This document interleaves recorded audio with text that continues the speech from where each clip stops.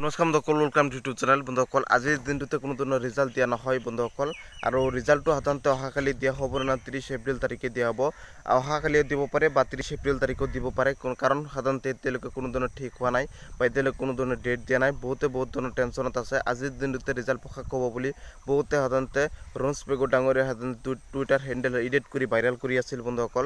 ইতিমধ্যে ৰণুজ পেগু শিক্ষামন্ত্ৰী ডাঙৰীয়া ইতিমধ্যে ঘোষণা কৰিছে যে এনেকুৱা দুষ্কৃতিকাৰীয়ে সাধাৰণতে মোৰ এডিট কৰি সাধাৰণতে হেণ্ডেলখন সাধাৰণতে এইবোৰ সাধাৰণতে ৰিজাল্ট দিব বুলি ৰাতিপুৱা 20 তাৰিখত আজিৰ দিনটোতে ৰিজাল্ট দিব বুলি 10 বজাত ৰিজাল্ট প্ৰকাশ হ'ব বুলি, আৰু কি ৱেবছাইটৰ পৰা ৰিজাল্ট প্ৰকাশ পাব এইবোৰ সাধাৰণতে টুইট কৰিছে, এডিট কৰিছে বন্ধুসকল। এইবোৰ একেবাৰে ভুৱা বন্ধুসকল, কাৰণ এতিয়ালৈকে টুইট অহা নাই আৰু আজিৰ দিনটোতে কোনো ধৰণৰ ৰিজাল্ট দিয়াৰ কোনো সম্ভাৱনা নাই বন্ধুসকল।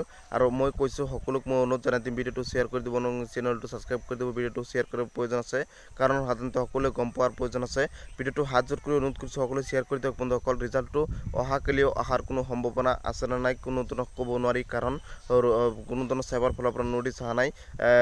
ৰিজাল্ট দিলে এদিন আগতে নটিছ আহিব, আৰু আপোনালোকে ৰিজাল্টটো 30 এপ্ৰিল তাৰিখলৈ বা 10 দিন 15 দিন পিছুৱাই যাব পাৰে, কোনো কথা নাই, কাৰণ সাধাৰণতে ইতিমধ্যে ইলেকশ্যনৰ ভোট গ্ৰহণ চলি আছে, আৰু ৰিজাল্টটো অহাকালি দিব পাৰে, পৰহি দিব পাৰে, 10 দিন পিছুৱাই যাব পাৰে, 30 এপ্ৰিল তাৰিখলৈও যাব পাৰে। বহুত ধৰণৰ কথা কৈ আছে, কিন্তু ডাইৰেক্ট সাধাৰণতে ক'ব পৰা নাযাব যে ৰিজাল্টটো ইমান তাৰিখত দিয়া হ'ব। মই সকলোক এটাই অনুৰোধ জনাই দিম, মোৰ চেনেলটো ছাবস্ক্ৰাইব কৰি ৰাখক আৰু নটিফিকেশ্যনটো অন কৰি ৰাখক, লগে গম পাই যাব। মই কৈছোঁ সকলোক হাত জোৰ কৰি অনুৰোধ কৰিছোঁ, ৰাতি 12টা বজাতো যদি নটিছ আহে লগে মোৰ চেনেলটোৰ পৰা গম পাই যাব। সকলোক মই এটাই অনুৰোধ জনাই দিম যে নটিফিকেশ্যন অন কৰক আৰু চেনেলটো ছাবস্ক্ৰাইব কৰি দিয়ক বন্ধুসকল।